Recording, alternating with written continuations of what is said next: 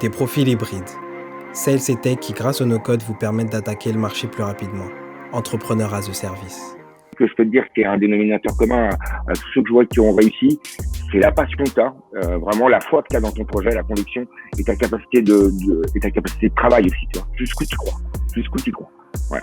Et tu verras que les gens en face ne font qu'évaluer ta croyance sur ton projet. Tu vois, que tu dis tiens, je vais monter une boîte et puis ça me casse ou c'est machin. Les gens ne font qu'éprouver ta croyance en ton propre projet. Et franchement, j'avais une croyance illimitée et infinie. Ah, Riyad, normalement il est là. Yes, hello Riyad. Salut Hicham, salut Waldi, salut Fodé. Ça va, tu vas bien? Impeccable. On est 6-7 freelance commerciaux, bien formés, principalement impliqués dans la tech parisienne. Vous êtes en freelance. C'est ça, tous en freelance. Super. Tous avec des contrats plus ou moins importants pour des startups qui ont besoin en fait. Sur la vente. Et par contre, vous êtes sur le business développement et la vente. Ouais, c'est ça. Et en fait, on sent que le marché post-Covid va s'orienter vers un nouveau métier que nous, on veut pousser à fond. C'est entrepreneur as a service. D'accord. Et tu entends quoi par entrepreneur as a service? Ouais, ce nouveau métier, en fait, il englobe la partie sales, déploiement commercial, mais aussi la partie produit, avec en fait des gens qui savent vendre, mais qui savent aussi faire de la prod. Donc, créer une application mobile, un site internet, soit avec Webflow, soit avec Glide. Donc, en fait, des outils no-code. En quelques jours, on envoie un premier produit test pour tester le marché. C'est cette partie-là qui est vraiment nouvelle pour un sales. Un commercial avant ne faisait pas du tout de produit et en avait peur. Aujourd'hui, on est convaincu que si on veut être performant et être au tout début d'un projet, il faut avoir cette brique no-code. Et ensuite, le dernier point, c'est la partie branding, design, tout ce qui est l'environnement comme et marketing. Au digital. Dans le digital, au tout démarrage, il n'y a rien, c'est néant. Et la majorité des entrepreneurs, ils font tous la même erreur. Ils vont sur Fiverr, ils prennent un Indien pour 50 €, il leur fait logo, charte graphique, couleur.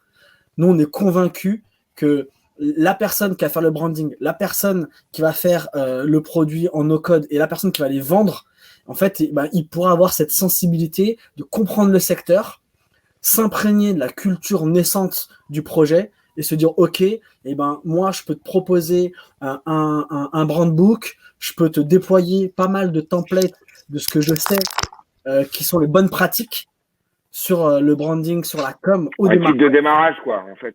Exactement. Type de démarrage, une boîte à outils pour l'entrepreneur, quoi. On va retenir le terme kit de démarrage, ça me paraît pas mal. C'est c'est ça, en fait. C'est-à-dire que tu sais pas trop par où commencer, ça va aussi bien de ton compte bancaire conto à ton legal start, à ton logo, à ta mailing list, le fait de faire peut-être ta newsletter ou déjà pour essayer de créer ta communauté. Enfin bon, il y a tous ces petits trucs, effectivement, ton site web, j'en passe, ta présence sur les médias. Enfin, il y a un paquet de trucs à faire, quoi. En fait, tout ce que tu es en train de décrire là, tu le dis avec une telle simplicité qu'on pourrait croire que tous les entrepreneurs sont au courant. Et en fait, non, mais ça, tu le devines après, parce que généralement, quand tu es entrepreneur, déjà, tu n'as généralement qu'une compétence sur les 3 qui te sont nécessaires, quoi. C'est-à-dire soit tu es commercial, soit tu es gestion, soit tu es métier. Et généralement, tu n'as pas ces 3 compétences. Une des bonnes choses, c'est de commencer déjà à s'associer avec des compétences. Il y a des gens, ils adorent pisser du code, va pas leur demander de le vendre. Ils sont incapables, il va ruiner l'expérience. Le mec, il va dire, attends, c'est quoi le mec que tu m'as présenté? Il faut trouver un commercial, justement, qui va lui dire, tiens, tu vois, c'est ton besoin, qui va peut-être même corriger en disant, attends, le besoin du client, c'est ça, quoi. Donc, arrête tes conneries de te faire plaisir. Tu me fais un truc où tu te fais pas, où on fait plaisir au client. Et tu vois, et souvent, il manque, et la 3e compétence, c'est la gestion, au sens large. Ça va aussi bien de la TVA, des charges sociales, des charges patronales, de tous ces trucs des aides que tu peux percevoir ou pas. Enfin, tout cet administratif. Il y a des gens qui adorent faire ça. Moi, je déteste ça. J'avais une assistante géniale que j'ai recrutée qui me faisait ça bien mieux que ce que je faisais, quoi. Et voilà, il y a des gens, ils savent faire. Donc, il faut s'utiliser là où on est le meilleur. Absolument. Si t'es bon dans le métier, fais le métier, quoi. Si t'es bon dans le commerce, va vendre. Pour revenir à tes débuts, parce qu'on parle souvent de Nickel, mais tu as eu un autre succès avant. C'est quoi les prémices du coup? Et on va revenir après sur justement ce que tu découpes là, le kit de démarrage, c'est hyper intéressant. Mais pour revenir, c'est quoi les prémices? C'est quoi l'élément déclencheur de ta dalle, ton envie de réussir? Ah, l'entrepreneuriat. C'est quand même. Ouais, dans l'entrepreneuriat. C'est quand même le seul domaine où tout le monde a ses chances, quoi. Tu vois, tu peux t'essayer, tu peux venir de n'importe où. Tu peux te dire, je vais monter ma boîte. Alors, ça veut pas dire qu'elle va marcher, ça veut pas dire que tu auras forcément les meilleures pratiques, mais en tout cas, c'est accessible à tout le monde, quoi, tu vois. Ça demande juste un saut dans le vide, tu vois, et il y a quelque chose. Ensuite, c'est un besoin de création. Les gens qui montent une boîte, ils veulent pas monter une boîte d'informatique, ils veulent créer quelque chose à partir de zéro, qui soit à leur image, tu vois. C'est ça. En fait, c'est un prétexte. Quand tu dis je vais monter une boîte d'informatique, une banque ou je sais pas quoi, c'est un prétexte pour exercer ta création. Mais comme un musicien, il va te composer un morceau de musique, quoi, tu vois. C'est exactement la même chose. En fait, tu cherches un prétexte. Tu cherches un prétexte pour te réaliser, pour montrer aux autres, et alors encore plus, pour montrer aux autres et à toi-même que tu peux le faire, que tu as réussi à le faire, tu vois. Et quand tu as réussi, tu dis, je vous ai bien niqué. Tu vois, tous ceux qui n'ont pas cru, je vous ai bien niqué. Tu vois, et t'as cette petite, c'est pas louable, hein. C'est pas louable ton sentiment, mais t'as cette petite revanche. Tu vois, où tu te dis, ah ouais, tu te rappelles, toi? Tiens, regarde maintenant. Tu vois, voilà, tu vois, c'est pas grave, ça t'anime. C'est pas très grave que ça soit pas très louable comme sentiment, mais ça t'anime. Ça t'oblige à te dépasser. Ça t'oblige à te dire, j'ai envie trop de leur faire fermer leur gueule. À tous ceux qui n'ont pas cru en moi, à tous ceux, tu vois, ou même à moi, quoi, tu vois. C'est, voilà. Donc, c'est ça qui te donne envie, en fait. C'est une envie de te réaliser. Okay. Est-ce que c'est ça qui animait Hugues Lebret? Hugues, je crois que c'est pas pareil déjà. Hugues, c'est pas pareil. Hugues, il fait quand même il faisait partie du Sérail, avec un côté quand même un peu rebelle. Il a fait du journalisme, il a écrit des livres, il a bossé dans les banques, il a bossé dans de la communication de crise. C'est quand même quelqu'un qui était quand même dans l'univers des entreprises, mais qu'on n'a pas créé directement à part une société de consulting. Donc il a pas eu. Je pense que ce qui a bien matché entre nous, c'est qu'il a senti en moi le côté pourquoi ça serait pas possible, quoi. Voilà, tu vois. Et je pense. Et comme lui en plus il passait une traversée du désert là, parce qu'il s'était fait à peu près cramer dans tout le système bancaire, qu'il avait sorti un bouquin sur Garviel. Ah, chacun son tour. Voilà, donc il s'était fait cramer de chez cramer, donc voilà quoi. Il a été dans une mauvaise passe. Et puis voilà, tu vois, le succès de Nickel l'a réintégré aux plus hauts étages du système bancaire, et maintenant tout le monde lui revient, lui il est chez la pomme, et je suis très content pour lui. Franchement, je suis très content pour lui. Voilà. Super. Mais voilà, lui, voilà. Mais ça veut dire, pour finir sur ton associé, qui amène l'idée avec cette envie de casser les codes de la banque, parce qu'aller chercher. C'est moi, ça c'est moi, parce que ça peut pas venir d'un banquier. Un banquier, moi, à chaque fois que je voyais les banquiers, ils me racontaient qu'une banque, il fallait un guichet, il fallait un chargé de clientèle particulier, un directeur, un coffre, etc. Forcément, c'est l'avantage quand tu arrives. Alors, t'as un avantage et un inconvénient. T'as un avantage, c'est quand tu arrives sur un sujet que tu connais pas, t'as un regard neuf. Donc, tu te dis, et pourquoi on pourrait pas l'ouvrir dans un bureau de tabac? Tu vois, au moins, tu oses poser la question. Dans une banque, tu disais ça, les mecs, ils disaient, non, mais, vous rêvez ou quoi? Et moi, je disais, mais si tu regardes le code monétaire et financier, je vois pas qu'est-ce qui s'y opposerait. D'ailleurs, probablement, c'est ce qu'on peut faire. Je vois pas ce qui s'y opposerait. L'inconvénient d'arriver vierge sur un secteur que tu connais pas, c'est que t'as pas la connaissance et t'as pas l'expérience. Donc, voilà. C'est entre les deux. Et donc, moi, je me suis entouré de banquiers et j'ai pris aussi des non-banquiers, quoi. Parce que si j'avais pris que des banquiers, j'aurais fait Orange Bank ou Boursorama. Ouais. Tu vois, ça y est, t'étais mort, quoi. Alors que là, t'es dans un truc disruptif. Là, t'es vraiment dans un truc où tu casses le système. Là, tu dis, tu casses le truc. Et puis, après, quand t'entreprends, tu sais, t'as aussi une forme un peu d'inconscience. Tu t'en aperçois après, quoi. Je me dis, mais comment j'ai fait pour être aussi convaincu que ça allait marcher, quoi. Tu vois, je me dis, mais j'étais malade. C'était malade. Je veux dire, c'était réel, ce truc. Mais quand t'es dedans, t'as une forme de truc où tu te dis, mais non. Non, je vois pas pourquoi, quoi, tu vois. Je vois pas pourquoi. En fait, c'est toi qui te conditionnes. Quoi. Si tu pars en loser, tu restes sur un loser, quoi. Tu vois. Mais là, tu dis, je vois pas. Non, ça va marcher. Non. Et tu crois, tu passes forcément par des gros moments de doute. Mais ça n'empêche que t'as cette foi, quoi. Tu vois. C'est comme une foi en interne où tu te dis, moi, j'ai la conviction que ça va marcher, quoi. C'est presque pas objectif. Du coup, ça m'amène à ma question sur ton go-to-market, parce que je me dis, c'est un truc de fou quand même contre Nickel. Vous faites absolument rien comme les autres. Et à un moment donné, vous vous dites, pour pouvoir parler à nos clients, on va ouvrir des comptes bancaires depuis des buralistes. Elle sort d'où cette idée? De moi, je trouvais ça génial. Je trouvais ça génial puisque je trouve, moi j'ai connu la banque sous toutes ses couleurs, quoi. Tu vois, quand j'avais des thunes, donc ça c'est très agréable, mais surtout quand j'avais pas de thunes. Et là, tu vois bien comment ça se passe. Tu vois, là, le mec il te demande pas comment tes gosses ils vont. Là, tu vois, là quand tu commences à être en découvert de partout, etc. Et je trouvais la relation hyper condescendante. Je veux dire, quand tu rentrais, tu passais ce sas, tu t'annonçais, tu avais la nana au guichet qui disait vous avez pris rendez-vous avec le machin, tout ça pour parler du pognon qui était le tien, je veux dire, et qu'il allait te placer dans les trucs que lui il intéressait. Je trouvais ça bizarre. Et puis incontournable. Et puis en plus incontournable avec une forme de... J'avais une forme de complexe, tu vois, pour moi. Oh, c'était le banquier, il était intelligent, il connaissait les produits financiers, mais enfin, il connaît les produits ou il les connaît pas, d'ailleurs, il les connaissent pas, mais en plus, c'est avec mon pognon qui joue, quoi, tu vois. Mais ça, je le voyais pas. Pour moi, être à la Société Générale, c'était mieux que d'être au Crédit Lyonnais, tu vois. C'était plus prestigieux. Être chez Rothschild, c'était la casse. La vérité, c'est que c'est toujours le même pognon. C'est le tien, c'est celui qui gagne, quoi. Et je veux dire, quand t'es chez Rothschild, ils t'en prennent bien, quoi. Tu vois, t'en fais pas que tu vas pas pour rien, quoi. Et donc, je me suis dit, faut désacraliser cette relation. Elle a aucune, enfin, je veux dire, c'est comme si tu allais draguer ton fournisseur EDF ou ton fournisseur d'eau, quoi. Tu vois ce que je veux dire? Non, tu lui dis, tu me mets l'eau, je paye chaque mois, et puis c'est tout. Tu mets l'internet. Je vais pas commencer à dire, ah, j'ai un internet de bonne qualité, un autre machin où on me reçoit bien. Non, je veux mon internet, point. Parce que là, tu décris un peu nous, ce qu'on appelle l'ICP, c'est l'idéal customer profile, c'est ça, Fodé. Et du coup, est-ce que tu l'intellectualises ça? Est-ce que tu tu penses dis, ok, avant. Bah oui, ça, par contre, c'est mon client parfait. Il faut que tu sois cohérent, en fait. Il faut que tu sois cohérent. Je veux dire, si tu as un réseau de distribution qui est les agents courtiers AXA, c'est pas la même chose. Tu vois, tu vas perdre un truc. Si regarde, Carrefour ont essayé de lancer exactement la même chose, ils se sont plantés. D'ailleurs, ils ont été repris par Nickel derrière, parce que tu l'achetais comme ça, comme ton paquet de granola, personne t'accompagnait pour ouvrir le compte, personne machin, tu ressortais pas avec ton RIB, tu ressortais pas avec ta carte, il fallait que tu ailles t'inscrire après sur Internet, que tu fasses des visioconférences, des trucs, ça commence à être compliqué, quoi, tu vois, ça commence à être compliqué. Ouais. Donc ça va pas, tu vois, ça va pas fonctionner. Et il faut que ça soit cohérent, en fait. Aussi bien ta façon de distribuer ton produit, et elle doit être cohérente avec ta cible. Tu vois, moi, les buralistes, il y a 10 millions de personnes qui passent chez les buralistes. Tu as à peu près tous les moyens et tu as plutôt des classes relativement populaires, parce que malheureusement, les addictions, elles touchent plus les classes populaires que les classes aisées.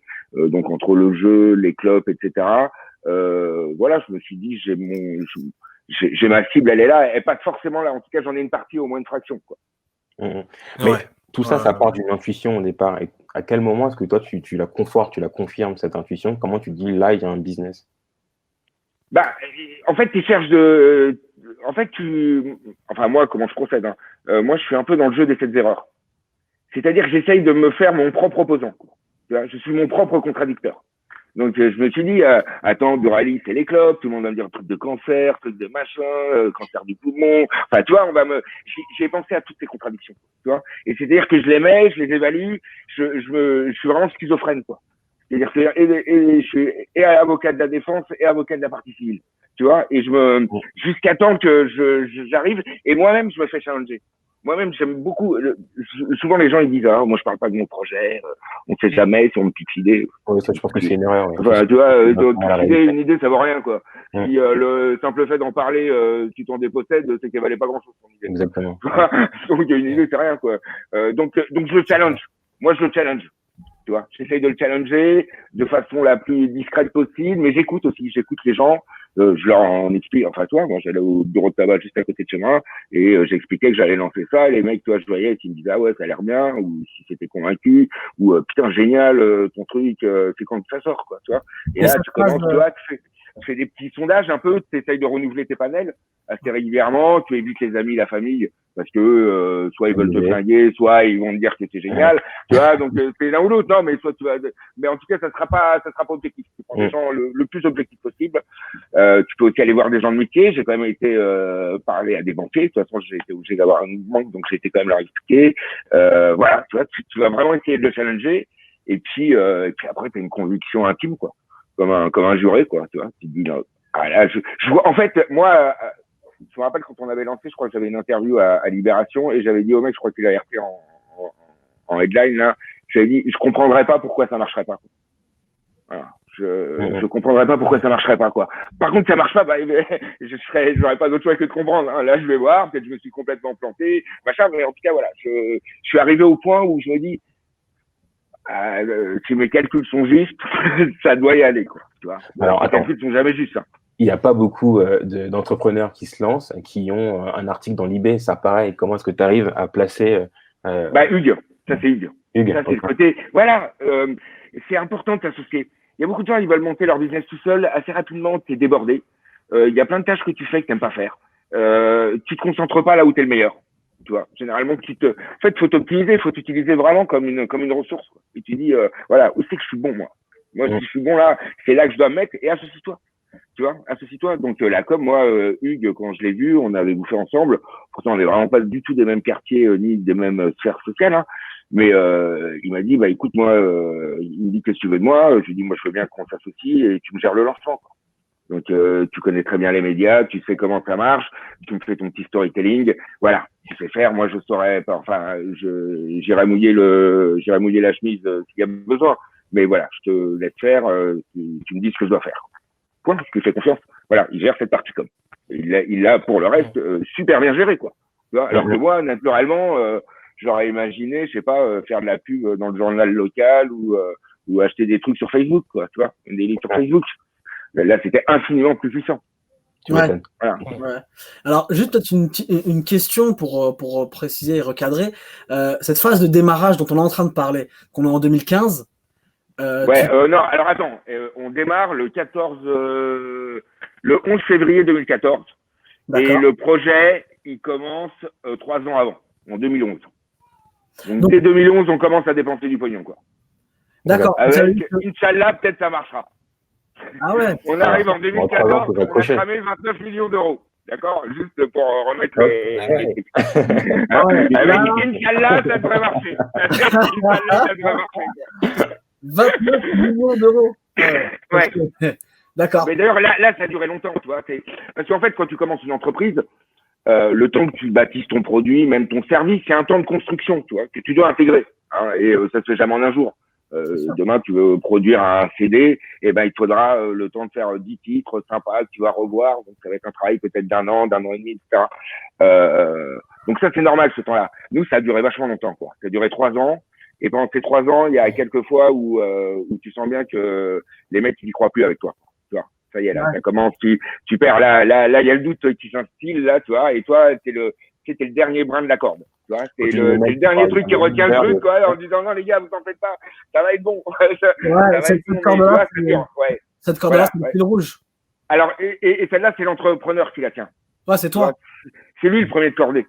Ouais. C'est lui le premier de cordée, tu vois. Donc ça c'est l'entrepreneur qui la tient. Voilà, c'est lui qui a un moment ce truc en disant non les gars, lâchez pas, quoi. Lâchez pas, quoi. On y va, quoi. Mais voilà, mais c'est long, 3 ans de construction, c'est long, quoi. Ouais. Et quand tu dis les mecs, du coup, tu parles des investisseurs et tes associés? Bah, tes associés déjà, parce que les investisseurs, dans les tout premiers investisseurs, bah, il y avait moi. Déjà, si toi tu mets pas de pognon, compte pas sur les autres pour en mettre. C'est un petit règle de base. Mais j'avais pas de quoi mettre 29 millions d'euros, quoi. Donc moi, dans tout ce que j'avais, j'ai fait tapis, quoi. Mais en tout cas, voilà, comme les autres, ils ont vu que j'ai fait tapis, ils se sont dit putain, soit il est fou et on est fou ensemble, soit il y a peut-être un bon truc, quoi. Tu vois. Donc aussi, c'est moi, des gens qui te demandent de l'argent et qui mettent même pas 1 euro de leur poche, t'as envie de dire, va te faire foutre. Enfin, si toi tu crois pas, comment tu veux que les autres ils y croient, quoi. Tu vois, donc oui, mais malgré tout ça, oui, effectivement, les investisseurs, en fait, nous, c'est un truc réglementaire, hein, parce qu'on montait une banque, en fait. Sauf que je savais pas que ça allait prendre 3 ans, ce truc-là. Moi, ça allait prendre 3 mois.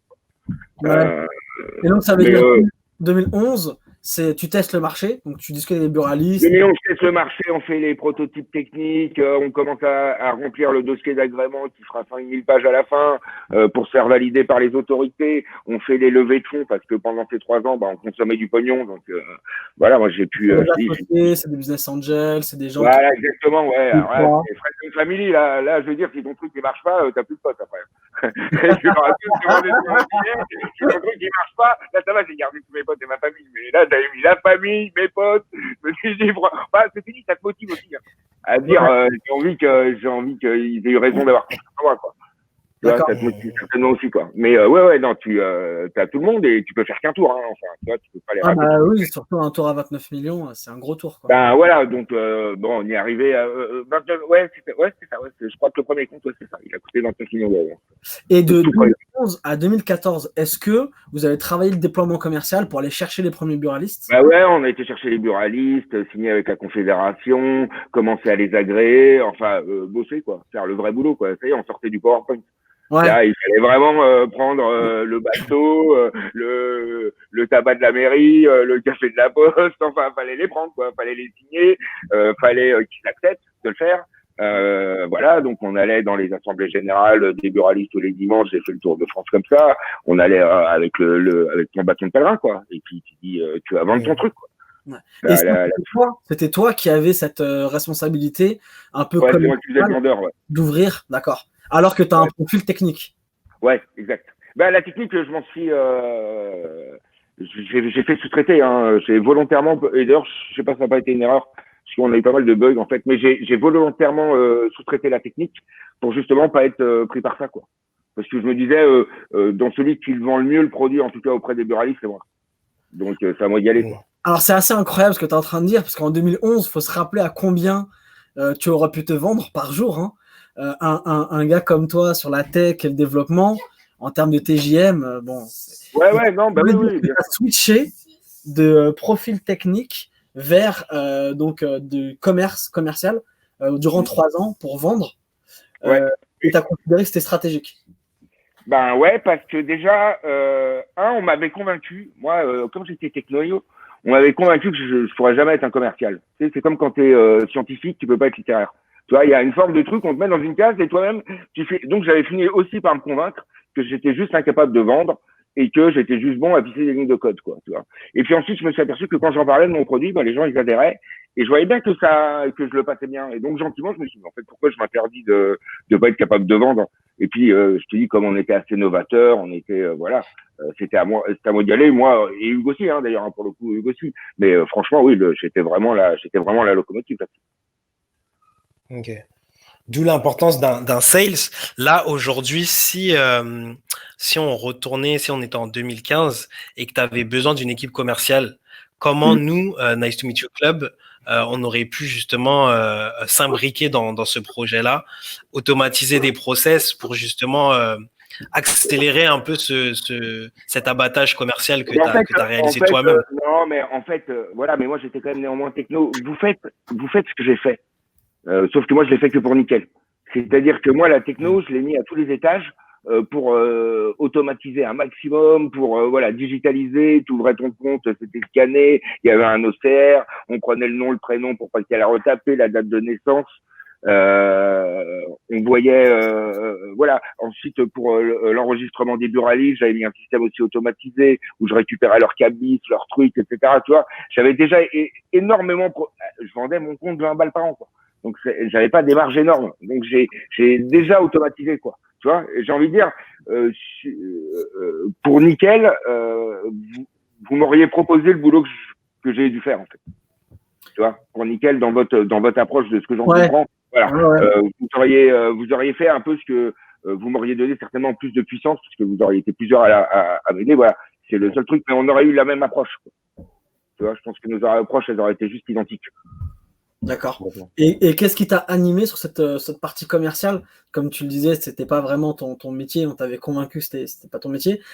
Tu dois vendre, hein. Il y a un moment, il faut rentrer le pognon. La flamme. Donc la flamme, c'était vraiment ton projet, ceux qui. Ah ouais, puis moi j'y croyais, et puis j'y crois encore. Enfin d'ailleurs, je suis pas le seul à y croire, mais voilà, j'y croyais. Je me disais, je pense que ça peut marcher, quoi. Ça doit marcher. Enfin, même pas ça doit marcher. Tu vois. Il te dit, je vois pas pourquoi ça marcherait pas. En fait. En 2016, hein, j'ai pris un compte. Ah, t'as pris un compte, ouais. Je regarde pas. Ouais, bah, c'était vraiment basé pour 2016. Et bon, je suis le client le plus riche de Nickel, c'est mon seul compte principal, et ça me suffit, quoi.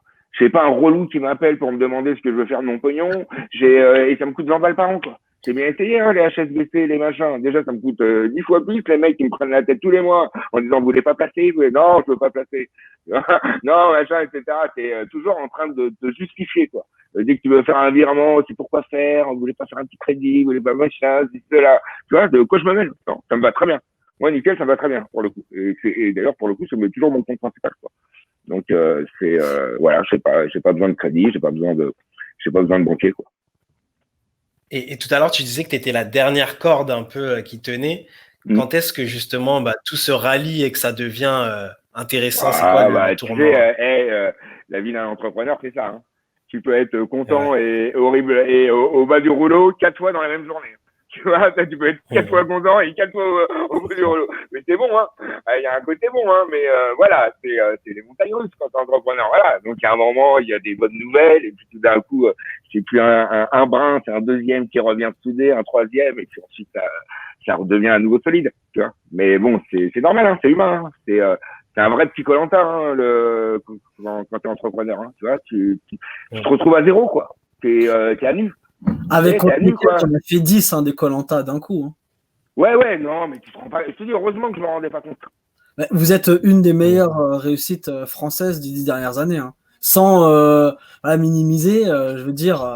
Non, c'est clair, c'est clairement une réussite, ça marche très bien, ils sont à quasiment 2 millions de clients là, enfin bon, ça cartonne là quand je vois, puis j'aime bien les successeurs, ils sont bien dans l'esprit, ils restent bien dans l'esprit, non, franchement c'est sympa, c'est 400 salariés entre Nantes et Charenton, enfin je suis super content, tu vois. Bon, après je m'en sens, c'est comme tes gosses quoi, tu vois, je veux dire, bon, c'est toi qui les as mis au monde, mais à un moment c'est eux qui se développent quoi. Tu vois, alors tu mets peut-être une bonne éducation, donc ça leur permet de bien se développer. Mais à un moment, c'est plus toi, tu vois. Voilà. Et moi, je félicite les autres là, ceux qui ont pris ma succession. Ils l'ont vraiment chapeau quoi. Mais comme je félicite les profs de mes gosses, si ça a bien marché, c'est la même chose. Ouais, bien sûr. Et si on revient sur ce démarrage, donc on voit bien l'énergie, la force et la croyance que tu as mis vraiment sur le démarrage. Ah non, mais si t'as pas ça, te lance pas quoi. Si t'as pas l'énergie que j'ai, te lance pas, ça sert à rien, tu vas te faire démonter en deux. C'est vrai. Déjà, en toi, tu vas porter l'échec. En toi, tu vas porter l'échec. Tu vois ce que je veux dire? Si t'as pas cette énergie, si t'as pas cette conviction, c'est que tu crois pas assez, trouve autre chose. C'est pas grave, trouve autre chose, quelque chose qui te fascine, quelque chose qui te passionne, quelque chose que qui fait partie de toi, dans lequel tu crois dur comme fer. C'est pas grave, tu sais que tu peux essayer plein de trucs, je te dis, c'est un prétexte. C'est un prétexte en fait. En fait, on a envie de se réaliser, c'est ça. Ouais. À quel moment t'as compris que c'est bon, ton intuition, c'est du concret, que les chiffres que tu voyais par rapport au produit, par rapport à l'usage, par rapport au marché, tu t'es dit ok, c'est validé. Ça veut dire je suis plus dans le proof of concept, c'est plus un concept, c'est un marché. Ça a été super vite, hein. Ça a été super vite parce qu'on a eu vachement de médias. On a eu vachement de médias, des libérations, 2014, 2015. Ouais, j'ai eu Capital, machin. En plus, franchement, on était bien soignés. Enfin, les mecs, franchement, ils nous ont pas du tout lynchés. Ils étaient sympas. Ils aimaient bien mais je leur parlais comme je vous parle, quoi, tu vois.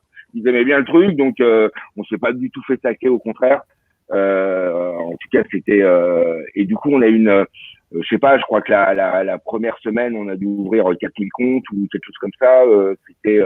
C'était le rythme de la BNP ou un truc dans le genre, quoi, tu vois. Et donc, on s'est dit, waouh, putain, il y a un besoin, quoi. On a vu des gens, moi, j'ai attendu les premiers clients, il y a des gens qui faisaient du covoiturage, ils faisaient 1000 bornes puisqu'il était interdit bancaire, tu vois, pour s'ouvrir un compte, pouvoir retoucher le RSA, le truc. Ils avaient fait du covoiturage 1000 bornes et ils avaient les larmes aux yeux en sortant avec le RIB et la carte, quoi. Tu vois, et là, avant de lancer, les gens savaient déjà que Nickel existait. Ouais, en tout cas, il y avait une première partie de gens qu'on avait vraiment besoin et qui sont venus, qu'on fait le déplacement et donc on a eu un premier pic. Je te dis, en plus, j'avais fait plusieurs médias. J'avais dû faire, je crois, un 7 à 8, un Capital, etc. Donc, on a eu vraiment dedans. Ouais, voilà, on a eu vraiment un pic. Ouais, bah voilà, tu vois. Donc, du coup... De quoi? Quand t'allais lever des fonds avec le mec qui vous snobait dans son bureau. C'était un fonds d'investissement, un gros fonds de la place parisienne. Ah ouais. Ah oui. Ouais, donc bon, enfin voilà, donc c'est du coup, après voilà, après comment on dit, hein, les faits sont têtus, hein. tu vends, ça marche, hein, c'est tout. Va pas chercher midi à 14h. Hein. Le truc, ils se vendraient pas. T'as beau dire non, je te jure, c'est génial. Ouais, mais enfin, ça se vend pas. Donc, tu sais, moi, je suis très basique là-dessus, quoi. Derrière, tu vois des chiffres, tu te dis, bon, ça commence à sentir bon, tu vois pourquoi les gens y viennent, puis il faut répondre à un besoin. Tu sais, c'est toujours la même chose. Hein. On n'invente pas des besoins, on répond à des besoins. Et tu vois que tu as quand même un impact social, quoi. Tu vois que tu t'aides. C'est génial, non, mais j'ai eu des messages à m'en faire chialer. Hein. Moi, mes Facebook, j'arrive jamais, j'ai machin, parce que les gens, ils me disent merci, vous m'avez sauvé la vie avec votre truc, etc. Et j'ai envie de leur dire, t'as même pas à me dire merci, t'as payé 20 balles. C'est bon, c'est justement cette dignité que je veux te redonner. T'as même pas à me dire merci, t'as payé tes 20 balles, c'est bon. Moi, je te dis pas que tu vas avoir 80 € ou 160, que je te reprendrai dans 2 ans entre fourgons de conneries et tout ça. Non, tu vois, voilà, paye tes 20 balles et garde ta dignité, tu me dois rien. Ok. Donc, en fait, de façon vraiment basique et factuelle, toi, t'as regardé les chiffres, t'as mesuré le nombre de comptes ouverts au démarrage. Bah ouais. Ouais, après, ouais, tu commences à faire les projections. En plus, on avait, je crois que 50 buralistes pour commencer. Les mecs, ils en vendaient 10 par jour, chacun. Enfin, tu vois, tu commençais, tu dis, ouais, c'est un compte bancaire, quoi. Hein. C'est pas une sucette, c'est pas une choupa choupe hein, que t'achètes, quoi. C'est un compte bancaire. Donc, on s'est dit, voilà, là, on va voir la preuve terrain, quoi. Et celle-là, tu peux rien faire contre ça. Et c'est quoi le business model des comptes nickel? C'est quoi? C'est 20 € une fois par an? 20 € et le mec t'en coûte 18, quoi. Tu vois, donc, t'en gagnes 20 € une fois par an. Voilà, c'est ça. C'est 20 € une fois par an. Et puis après, tu as tous les retraits aux distributeurs qui sont facturés par les banques à qui appartiennent les distributeurs qui sont refacturés. Voilà, mais si on gagne des centimes sur les petites opérations, c'est sur le volume. Moi, mon vrai problème, c'est que j'avais un problème de mon business plan, il marchait si j'avais 100 000 clients. Enfin, j'avais calculé qu'il me fallait 100 000 clients pour être à l'équilibre. D'accord. 100 000 clients, c'est pas rien déjà. Non. Tu vois, et bon, alors tout ça pour dire qu'il y avait une petite erreur d'un petit facteur 6. Parce que je crois qu'on a été à l'équilibre quand il y avait 600 000 clients. Tu vois. C'est juste te dire qu'il y avait des petits coups déjà que ça avait peut-être pas hyper bien évalué. Quoi. Tu vois, mais c'est pas grave. L'essentiel, c'était la dynamique. Tu vois, c'était de savoir. Moi, je me disais, si j'en prends 100 000, pourquoi ils viennent d'où ces 100 000 quoi. Si j'en prends 100 000, pourquoi j'en prends pas 600 000? Si je prends 100 000 dans les gens les 10 millions de pauvres, c'est rien du tout, 100 000. Tu vois. Je suis à 1%. Donc, j'ai encore de la marge de croissance. Si je prends dans tous ceux qu'on en marre de la banque, qu'on en marre de se faire plumer, machin, j'ai encore un peu plus. Donc, je me disais, j'ai quand même un marché qui est, je vais pas le faire rire tout de suite. Et d'ailleurs, aujourd'hui, ils vendent, il y a plus de 1200 comptes qui sont vendus tous les jours, quoi. Il y a 1200 personnes tous les jours qui vont ouvrir un compte nickel, quoi. Waouh, c'est juste incroyable comme mécanique. Mais, et ça ne s'arrive pas, quoi. Donc, ça veut dire, au contraire, c'est de plus en plus connu. Maintenant, ils font même de la pub à la télé. Quand à l'époque, on pouvait pas non plus, tu vois. C'est pareil, aussi, t'as pas les budgets, quoi. Il faut déjà que tu rendes du client, quoi. Et puis, une fois que tu as un peu d'argent de côté, tu commences à dire que t'es très bien, quoi. Mais tu peux pas le faire, tu vois, c'est pareil, on a été vraiment avec des bouts de ficelle, quoi. On l'a fait avec des bouts de ficelle, donc on a tout automatisé. Et puis, voilà, et on disait clairement combien on reverse au buraliste, combien on gagnait. Enfin, moi, j'ai pas honte de gagner de l'argent, quoi. Du moment que tu le gagnes de façon raisonnée et raisonnable, tu fais un business moral, il est où le problème? Ça marche comme ça, les boîtes. Et tu crois pas que cette transparence vous a aussi aidé à avoir de nouveaux adeptes, finalement? De quoi? La transparence que vous avez voulu mettre. Si, bien sûr. Ah, mais moi, c'est ce que je voulais. En plus, c'est le discours avec lequel je suis confortable. Tu vois, moi, je baratine pas, je te raconte pas un truc sur l'autre, machin. Quand j'ai un truc à dire à quelqu'un, je lui dis. Et je dis la même chose à tout le monde. Tu vois, parce que quand tu commences à mentir, faut que tu te rappelles de tes mensonges, faut être bien sûr de ressortir. Enfin, ça devient compliqué dans la tête. C'est comme quand tu commences à avoir des maîtresses. Il y a un moment, c'est le bordel. Tu vois, non, donc, non, je suis à l'aise. Voilà, je suis à l'aise en étant moi-même, en étant franc. Donc voilà, j'ai le même discours avec tout le monde et puis c'est beaucoup plus simple. Donc cette transparence, pour moi, elle était importante. J'avais pas envie de dire, ah, vous êtes dans la merde, je vais bien vous niquer, je vais vous faire des comptes super chers, je vais profiter de votre situation de détresse, etc. Non, je voulais être raisonnable, je voulais faire un business moral, un business avant tout. Et comment ça infuse dans la culture d'entreprise et sur les recrutements que vous faites? Et d'ailleurs, vous êtes combien pendant ces 3 premières années? On a dû commencer à une petite quarantaine, en gros, quand on a lancé. Et puis ensuite, tu vois, là maintenant ils sont 400 et tu dois avoir une progression à peu près linéaire. Donc, non, ils ont dû embaucher un peu plus les dernières années, mais bon, ouais, tu commences à une trentaine, quarantaine. Et puis, moi, j'ai quitté mes fonctions opérationnelles. Je crois qu'on devait être 200, quoi. Tu vois, mais ça me saoulait, quoi. 200 personnes, j'ai jamais géré 200 personnes. C'est bon, en fait, j'avais fait ce que j'avais à faire. De mieux. Tu vois, si je devais m'utiliser au mieux, C'était Riyad qui part de la feuille blanche, qui va voir les buralistes, qui monte le compte nickel, et voilà. Après, gérer une boîte de 200 personnes, il y a des gens qui l'ont géré bien mieux que moi, d'ailleurs, derrière, tu vois. Je sentais bien que ça servait à rien. Enfin, voilà, j'avais beaucoup moins de valeur, j'avais une valeur ajoutée qui commençait à définir, quoi. Okay. C'était vraiment le défi de le faire, quoi, de réussir. Moi, qui t'a animé au tout début de l'entrepreneuriat. T'as une mentalité d'acteur, quoi. Le but, c'est pas de tourner des fonds. C'est de montrer que t'as niqué le système. Tu vois, c'est toujours ça, en fait. C'est une mentalité de challenge, quoi. Tu dis, voilà, je l'ai fait, hop, ça marche. Après, c'était bon, après, c'était fait, quoi. Je reviens à ce que je disais tout à l'heure. Du coup, tu parlais de transparence et tu disais que c'est comme ça que tu es. Et comment, du coup, ça influe sur la culture de l'entreprise que les gens, ils en ont besoin. Je veux dire, en plus, c'était en 2014, mais tu vois encore plus qu'en 2020. La transparence, tu commences à en avoir besoin. Et puis, ça devient une exigence maintenant. Les business qui se créent maintenant, c'est fini le business où tu peux entuber le mec, quoi. Tu vois, en faisant bosser des petits gosses en Chine, etc. C'est terminé. Ça va pas, ça. Ça y est, tu dois plus. Maintenant, il va falloir que tu m'expliques comment tu gagnes ton pognon, qui tu fais bosser, qu'est-ce que tu me fous dans tes produits. Tu vois, on a une forme d'exigence de transparence. Et donc, faut le jouer. Moi, ça me va bien. Moi, je trouve ça bien. Si t'as rien à te reprocher, t'es transparent. Non, ça va avec le mouvement général des dernières années, notamment la loi Sapin 2 qui est passée et qui a pas mal, d'ailleurs, en termes de KYC, parce que derrière, le Know Your Customer, que cette loi a imposé à tous les acteurs bancaires en premier. Comment ça a été intégré par Compte Nickel qui on l'a intégré dès le départ, parce que moi je digitalisais le passeport, je faisais signer sur un écran. Dès le départ, j'avais intégré le KYC parce que j'avais bien compris que. Et puis c'est quand même vachement intrusif, quoi. Quand les banques elles t'appellent après pour demander c'est quoi ton patrimoine, c'est quoi ton machin, c'est quoi ton. Tu te dis pourquoi vous me demandez tout ça? Alors c'est vrai que c'est des exigences réglementaires où les autorités de régulation te demandent en particulier pour tout ce qui est lutte contre le blanchiment et le financement du terrorisme et le financement du terrorisme. Donc ils vont demander. C'est vrai que les milliards de Kadhafi se sont retrouvés il y a quelques années sur le compte de la Société Générale, quoi. Donc voilà, et là j'imagine qu'il y a eu des contrôles qui ont été faits, mais en tout cas ils se sont retrouvés dessus, quoi. Donc voilà, et donc là ils ont forcé, ils ont mis des règles beaucoup plus dures à te dire maintenant tu vas avoir l'origine des fonds, si tu as le moindre doute, tu dois faire des déclarations. Voilà, en gros tu deviens un peu flic. Pas pour fliquer les gens, mais juste pour éviter. Et c'est vrai que c'est vachement serré, quoi. Par exemple, les dépôts d'espèces, on a dû les limiter volontairement. Tu vois, j'avais volontairement limité les dépôts d'espèces à 750 € par mois pour me dire c'est le truc qui peut passer une facture. Bon, t'as bossé au black, t'as mis ça.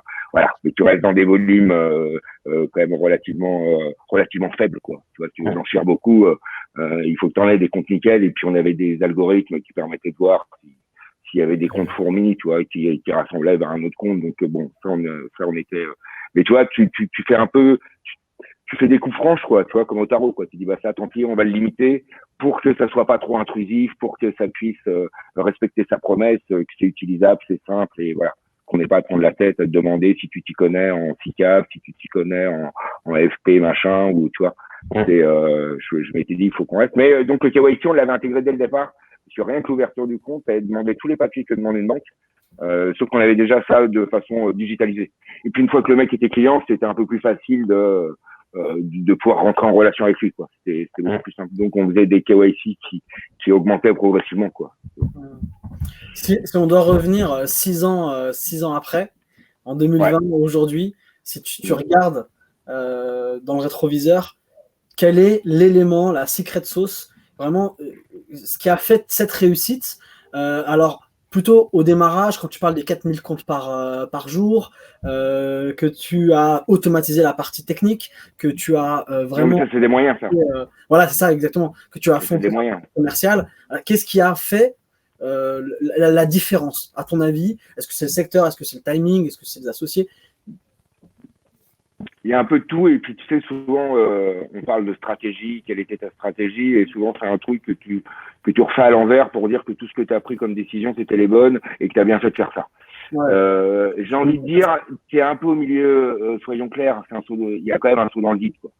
Par contre, il y a un truc que je peux te dire qui est un dénominateur commun à tous ceux que je vois qui ont réussi, c'est la passion que tu as, vraiment la foi que tu as dans ton projet, la conviction, et ta capacité de travail aussi, tu vois, jusqu'où tu crois, quoi. Jusqu'où tu crois. Voilà. Et tu verras que les gens en face ne font qu'évaluer ta croyance sur ton projet, en fait. Tu vois, que tu dises, tiens, je vais monter une boîte et puis ça me casse ou machin. Les gens ne font qu'éprouver ta croyance en ton propre projet. Et franchement, j'avais une croyance illimitée et infinie là-dessus. Je me disais, parce que je parlais, parce que je me disais, j'avais l'impression qu'il y avait tout qui pouvait et qui aurait dû faire que ça marche. Après, derrière, il faut de la détermination et puis il faut aussi un peu d'inconscience. Voilà. T'as un côté aussi un peu inconscient, mais c'est pas grave. Voilà, c'est comme quand t'es amoureux, quoi. Voilà, passion, détermination, inconscience. Ouais. Il faut ça un peu, tu vois. Si tu commences à te poser des questions, tu trouveras mille et une bonnes réponses pour dire qu'il faut pas le faire. Tu vois. C'est le problème d'ailleurs des boîtes qui grossissent. C'est qu'après, la réponse par défaut, c'est non, on ne fait pas. Tu vois. C'est-à-dire qu'il n'y a plus de créativité, quoi. Voilà. Et c'est vraiment ça qui va, après, quel que soit le sujet que tu choisis, si toi, t'en es intimement convaincu, tu l'éprouves, etc., que tu es déterminé, tu as déjà le feu au moins, quoi. Tu vois, t'as déjà au moins tu as déjà au moins l'étincelle qui te permettent de faire partir. Alors après, va t'associer, va transmettre cette étincelle aux autres. Tu vois, qu'ils soient aussi passionnés que toi, qui s'impliquent eux dans les sales, l'autre dans la techno, dans le machin, avec le même truc. Et là, vous regardez tous ensemble et vous êtes puissants. C'est exactement ce que j'allais te demander et je vais rebondir dessus. Donc, ça veut dire que cette passion, par exemple, tes prestataires sur la partie technique, tu les as vus, tu as constaté qu'ils sont animés par ça et qu'ils donnaient plus que si c'était juste une relation commerciale. Bien sûr, jusqu'au consultant qui m'aidait à faire le truc bancaire, moi il venait chez moi ici, on bouffait ensemble, c'était pas intéressé. Je voulais que tout le monde, c'était une équipe, quoi.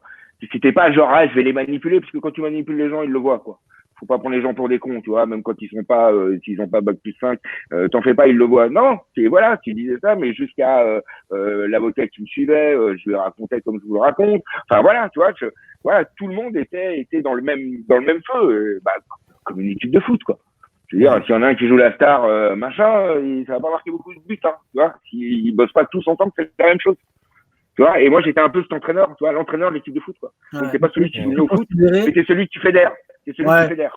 Ça, c'est ton boulot. Ça, c'est ton boulot de chef d'entreprise. C'est ton boulot d'entrepreneur. C'est de fédérer les gens autour de ton projet. D'accord. Donc, tu considères en fait, ces prestataires un peu comme, alors, ce soit tes salariés ou tes gosses ou tes joueurs. Mais en fait, c'est vraiment, ils sont tous au même niveau. On est tous ensemble. On est tous ensemble dans le même truc, quoi. Tu vois, c'est presque pour un peu, si je reprends l'exemple du foot, c'est comme si en entraîneur, je disais, si vous voulez, je peux jouer les remplaçants, quoi. Tu vois, sauf que tu vas aider, as envie que ça marche parce que tu es porté par ça. Et du coup, les autres, tu partages avec eux. Et j'ai envie de dire, ceux qui ne le partageaient pas, barrez-vous, quoi. Vous allez vous emmerder dans ce boulot, quoi. Vous allez bosser sur un truc auquel vous ne croyez pas, cassez-vous. Mais aujourd'hui, tu as la méthode boule à noir, mais du coup, c'est quelque chose qui est difficile à transmettre, ce feu, cette passion que tu as. Comment tu vas dire à un entrepreneur qu'il l'a pas? En fait, c'est pas que je crois pas que c'est quelque chose qui se fabrique. C'est comme une passion. Je veux dire, si t'aimes faire du drone, tu t'éclates à aller sortir ton drone. T'aimes, je sais pas quoi, faire de la musique, tu t'éclates à aller faire un bœuf avec tes potes. Je veux dire, c'est une conséquence, la passion. À l'origine, il y a un amour pour quelque chose, quoi. Tu vois, il y a un amour pour quelque chose, quoi. Pour de la création, il y a tu vois, je crois pas que elle fabrique pas ta passion, quoi. Tu vois, c'est pas quelque chose que t'achètes. C'est quelque chose qui découle de ton intérêt qui va aller en montant et je suis d'accord, mais c'est là où je me dis que si toi en face t'as un entrepreneur qui n'a pas ce truc, qu'est-ce que tu lui dis avec ta méthode? Tu peux pas le transformer en super entrepreneur demain. Non, tu pourras pas le transformer alors après, après, ça dépend quel type de business on veut faire, hein. Je veux dire, si demain tu as envie d'ouvrir un commerce de détail, t'as pas besoin d'avoir une passion comme je te raconte, quoi. Ça dépend des murs que tu as à casser, quoi. Tu vois, ça va dépendre.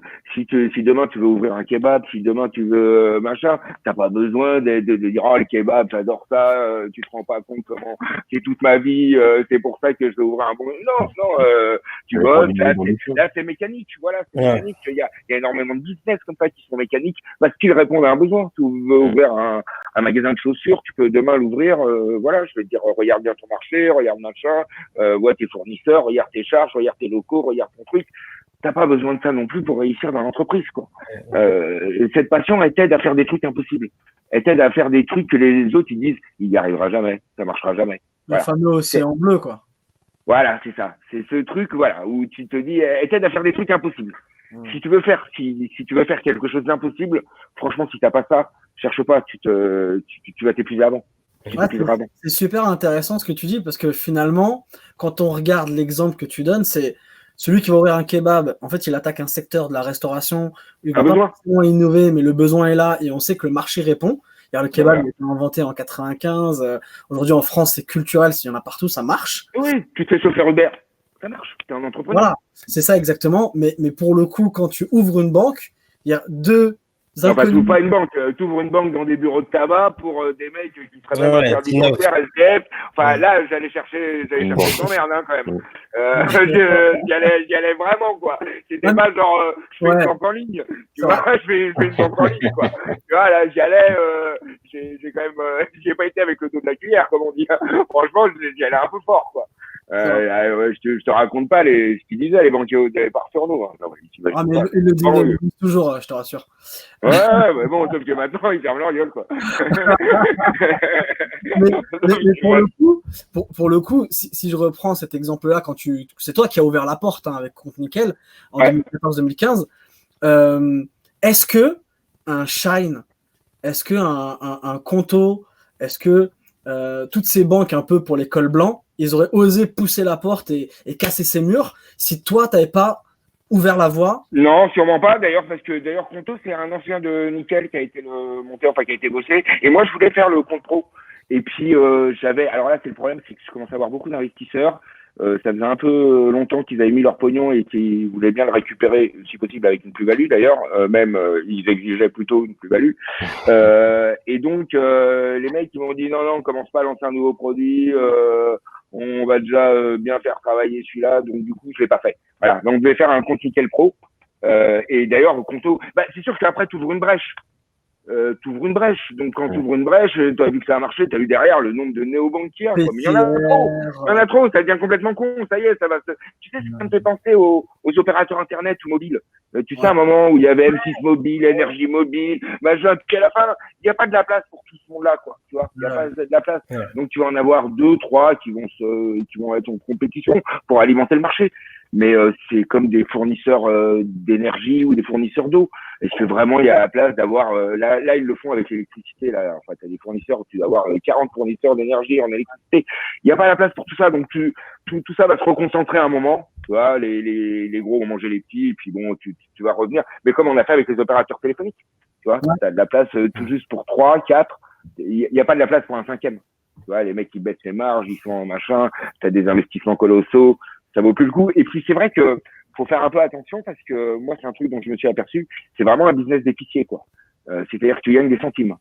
Tu gagnes des centimes. Les régulations, dès que les régulations, elles augmentent, donc le KYC, le machin, il faut du staff, il faut des programmes, il faut ce que tu veux. Donc, il faut augmenter tes charges. Ouais, tu perds en machin. Donc, pour avoir un business model rentable, d'ailleurs, dans les banques en ligne, je crois qu'il doit y avoir Fortuneo qui est rentable. Et Nickel qui est rentable, c'est tout. Boursorama je crois qu'il à vérifier. Hein. Mais il me semble qu'ils sont déficitaires. Ils sont toujours en acquisition client. Hein. Filer 80 balles, 160 balles pour obtenir un client qui va t'en ramener 0, ça te coûte du pognon. Hein. Donc il faut miser sur l'avenir. Tu vois, tu mises sur l'avenir, quoi. Mais je suis pas sûr d'ailleurs que ce soit une bonne stratégie. Tu vois, les gens, j'en connais, c'est des spécialistes, ils ouvrent des comptes dans tous les trucs, ils prennent les 80 balles, ils referment les comptes, ils font les parrainages. Enfin, c'est devenu un business. Mais c'est des faux clients. Moi, des clients que tu achètes 160 euros, c'est pas un client. Un client, c'est un client. Enfin, quand je vais au restaurant, je bouffe, le mec, à la fin, il me donne pas de l'argent, quoi. je veux dire, je paye, quoi. Tu vois, là, c'est la même chose. Donc, pour moi, c'est des faux clients, ça. Donc, non, la rentabilité. Donc, il n'y a pas beaucoup d'acteurs qui peuvent supporter de perdre de l'argent comme ça. Ouais. Tu vois, les startups, elles font venir des investisseurs à qui elles promettent, mais tu peux pas perdre indéfiniment. Il y a que les banques, tu vois, les gros, les GAFA, voilà, qui pourraient absorber ça. Mais aujourd'hui, ça coûte très cher, hein.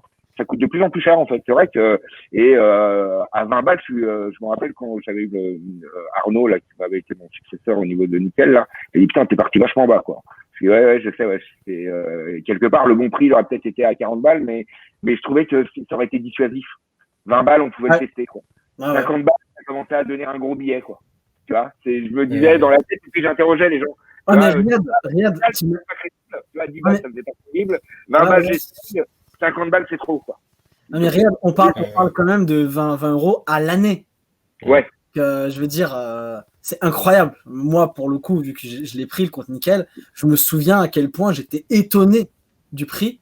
Et je pense que si on revient sur un peu l'aspect commercial et la traction que vous avez eue, ça, c'était vraiment un argument commercial incroyable. Moi, c'était ça, voilà. Et puis, le pire, c'est qu'avec 20 balles, je gagnais de l'argent. Et on gagne de l'argent avec 20 balles. Donc, soyons honnêtes aussi, on gagne de l'argent. Donc c'est possible. Par contre, voilà, c'est un truc, c'est là aussi, c'est un truc d'épicier.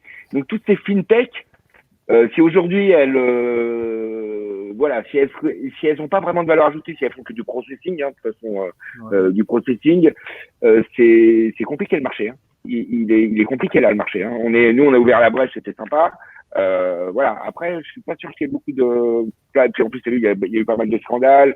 T'as les N26 qui passent leur temps à changer leur business model, à dire que maintenant on va taxer ça, Enfin, tu vois, tu sens bien que tout le monde se cherche. Les investisseurs, ils doivent dire, vous êtes gentils, il faudrait faire du pognon maintenant. C'est un beau qu'il est tout gratos, mais maintenant on voudrait retrouver nos petits. Tu vois, donc je pense que il va y avoir un peu de casse, quoi. Tu vois, il va y avoir un peu de casse, et puis il y en a quelques-uns qui vont durer, quoi. Ouais. Ok, super intéressant. Et aujourd'hui, qu'est-ce qu'il fait, Riyad? Excuse-moi, Hicham, vas-y. Non, juste pour finir sur ce sujet des banques, comme ça, après on passe à autre chose, mais comme tu as cette expertise, j'aimerais bien avoir ton avis. Est-ce que tu penses que Orange, qui s'est lancé, La Poste, qui s'est lancé récemment, est-ce qu'ils partent avec cette passion-là, ou est-ce que... Mais t'as vu Orange Bank, c'est tout naze.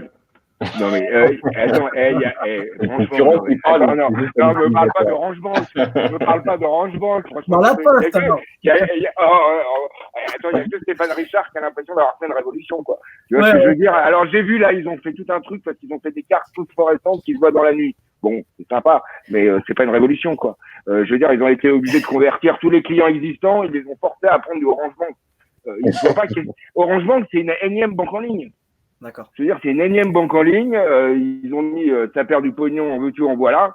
Comme dirait Manu, ça coûte un pognon dingue. Ils sont comme tous les autres. Ils te filent 80 balles, 160 balles, si tu pareil. Ils font exactement comme tous les autres. Je vois pas de quelle révolution ils parlent. Mais il y en a eu aucune, tu vois. Voilà. Orange Bank. Non, donc non, il n'y a pas de passion. Non, c'est une banque en ligne. Et encore une fois, je te dis, une fois que tu as ouvert la brèche, bah, ça y est, maintenant, ça rentre dans le paysage. Tu vois, nickel, ça y est, c'est dans le paysage. Le fait d'ouvrir un compte bancaire chez le buraliste, bah, ça y est, c'est plus un scoop. Donc, ça permet beaucoup d'autres choses à beaucoup d'autres. Disons que maintenant, ils sont plus disruptifs. Tu sais, la nouveauté, elle est éphémère, quoi. Elle dure pas longtemps, la nouveauté. Par essence, une nouveauté, on n'est jamais nouveau très longtemps, quoi. Voilà. Donc, une fois que t'es passé dans alors, soit ça aurait pu disparaître, soit ça a duré, et donc, forcément, maintenant, il faudrait quelque chose d'un peu plus disruptif.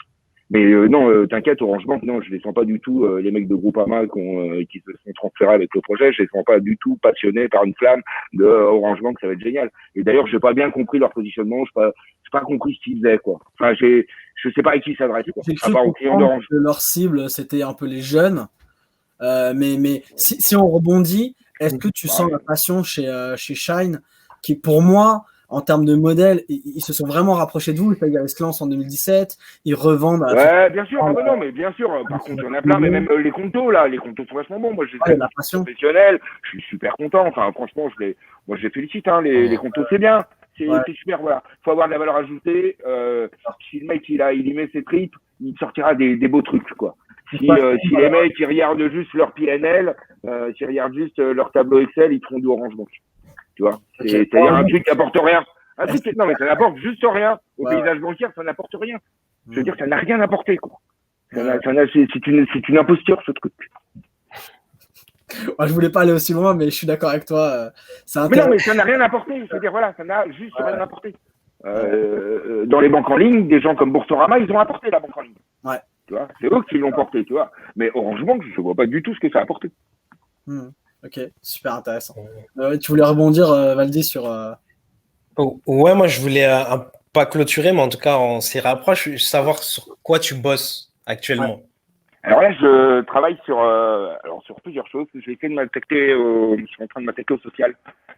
Ouais. Tous les mecs qui sont en galère, et je pense qu'on va pas en manquer, et d'essayer de voir avec tout ce qui existe déjà, comment on peut faire des circuits courts, répondre à leurs besoins. Moi, je suis très besoin, solution, quoi. Tu vois, donc un mec qui cherche un boulot, un mec qui a un machin, etc. Donc j'essaye d'être une forme de hub de hub qui va prendre toutes ces initiatives, qu'elles soient publiques, associatives, privées, etc., et de voir comment on peut, grâce au digital, comment on peut adresser un maximum de besoins dans un minimum de temps et avec un maximum d'efficacité, quoi. Comment on peut mettre la technologie au profit de l'humain, quoi. C'est pas contre l'humain, tu vois. Donc, je travaille beaucoup là-dessus, là, en ce moment, donc je suis en relation avec tout ce qui est acteurs sociaux, aussi bien associatifs, etc. Et pour faire tourner tout ça, je suis en train de lancer une monnaie électronique qui sera comme une crypto-monnaie et qui sera la monnaie de la solidarité. Voilà. Attention, ça va s'appeler. Le maire va venir te voir. Ouais. Vous verrez, non, évidemment, tu pourras ouvrir un compte poteau, machin, etc. Et en fait, c'est une monnaie qui va valoriser la solidarité. Donc, valoriser aussi bien parmi les gens qui donnent que parmi les gens qui font, comme les associations ou les bénévoles, etc. Donc, ça va être une monnaie qui va circuler et qui aura un registre public comme une blockchain et qui permettra à tout le monde de montrer que Fodé, il a donné 4 heures de son temps au Resto du Cœur, que Valdi, il a acheté 5 photos et puis l'a envoyé au Secours Populaire, que Hicham, il a mis à disposition ses services, son consulting contre des poteaux qu'il va lui-même réinjecter, etc. Voilà. Donc, on va créer une monnaie comme ça solidaire qui va réunir tous les acteurs qui participent à la solidarité. T'as des assos qui fonctionnent aujourd'hui. Une vraie monnaie, quoi. Ouais. Donc, tu te relances encore dans la banque, quoi. T'as des assos qui fonctionnent sur ce système alors pour le coup, pas de monnaie électronique, mais de service donnant-donnant, où en disant, bon, on valorise ton service. Ouais, moi, je veux le généraliser, quoi. Voilà. Exactement. Il y a des monnaies locales aussi. Hein? Il y a des monnaies locales aussi qui existent, hein. Alors, il y a des monnaies locales, bon, mais elles n'ont pas forcément... Là, je veux vraiment une monnaie qui mesure la solidarité et qui la rend transparente. Donc, aussi bien celui qui donne que celui qui fait en donnant son temps ou en donnant un service. Enfin, là, tu vois, là, sur, d'ailleurs, l'épisode sanitaire qu'on a vécu, il y a eu énormément d'élan de solidarité. Ils sont pas valorisés, ils sont pas gratifiés. C'est pas normal, quoi. Alors, tu peux les applaudir le soir à 20h, hein. Tu peux leur mettre une médaille à Matignon, mais j'aimerais bien que tous les acteurs qui participent à la solidarité, ils soient mesurés, tu vois, pour pouvoir l'encourager, quoi, justement, pour encourager tout ça, quoi. Voilà sur quoi je bosse. Gros projet, ouais. Lourd. Non, ça va être sympa, ouais. Très intéressant. Alors, il suffit de se projeter un peu et de se dire cette monnaie-là, elle est adaptée par les 54 pays africains. Ça fait. Non, mais si ça se trouve, ça serait pas con que ce soit une monnaie qui devienne universelle. Hein. C'est pas impossible. Hein. Ce serait pas impossible. On va déjà commencer déjà pour rémunérer les associations, enfin tous les acteurs qui agissent. Voilà, c'est une monnaie qui circule entre tout le monde. Donc toi, tu peux en acheter, tu peux en filer aux assos. Il y a que les assos qui peuvent les reconvertir en euros. Quoi. Ok, d'accord. Et elles peuvent, voilà, nous, on fait les transferts entre nous, par contre, il y a que les assos qui peuvent les reconvertir en euros, quoi. Comme des tickets restaurants, un peu comme des tickets restaurants, avec des commerçants, ce sera à peu près la même chose. Et toi, l'avantage, c'est que ça va fluidifier, tu vas pouvoir donner 10 à l'un, 20 à l'autre, 30 à l'autre, et puis surtout, ça va te permettre de voir combien à chacun, et tu vois. Donc, on va essayer d'encourager tout ça au travers d'une monnaie complètement publique, et par un registre public, c'est-à-dire que tu pourras vérifier si Fodé il me dit j'ai envoyé 20 poteaux au Resto du Cœur, je pourrais le vérifier en live, qu'il ne me raconte pas des conneries. Je vais aller créer dès demain une association à la préfecture. De quoi? Je sens que je vais devenir millionnaire, je vais créer dès demain une association à la préfecture. Ouais, il faut être reconnu d'utilité publique. Il faut quand même être reconnu d'utilité publique, oui, quand même. Pas mal. D'accord, ouais. Très intéressant. Bah ouais, c'est marrant, on dirait vraiment le prolongement du compte nickel, quoi. Ouais. Ça faisait longtemps que j'avais envie de faire une monnaie, que ça me donnait envie. Après une banque, c'est ça, de me faire une monnaie, tu vois, une monnaie qui a une date de fin de validité, tu vois, qui expire, donc qui est obligée de circuler, quoi, tu vois. Je voulais une monnaie qui puisse circuler aussi. Le problème de l'euro, c'est qu'il circule pas, donc tu peux mettre de l'euro dans des paradis fiscaux, et du coup, tu prives l'économie de cette partie-là, quoi. Tu vois, non seulement le mettre téléphone. Quand tu crées un pays, tu nous invites? Quand tu vas créer un pays. Je voulais refaire une société. À un moment, je regardais même les îles assez pour refaire une société. Je vais déjà faire la monnaie. C'est pas une blague, hein, pour le coup, non, mais rigole pas. J'ai pensé à tout. Tu avais un revenu universel, tu avais une bourse d'emploi, tu avais 2 mois de service civique à fournir en échange de ton revenu universel. J'avais même prospecté pour voir, évidemment, géothermie, solaire, machin. Enfin, à un moment, j'étais vraiment parti dans le délire. Je sais pas que j'y retourne. Je me déjà faire ma monnaie et puis après on utilisera le poteau là-bas. Tu nous donnes l'adresse, hein, on veut l'adresse. Ça marche. Ça marche, les gars. Merci en tout cas pour cet échange. C'était charmé. Merci beaucoup. Merci Riyad. Merci à vous les gars, continuez bien. Ouais, sympa, ouais. Et on se tient au courant. Ok, on se tient au courant. Allez, toi.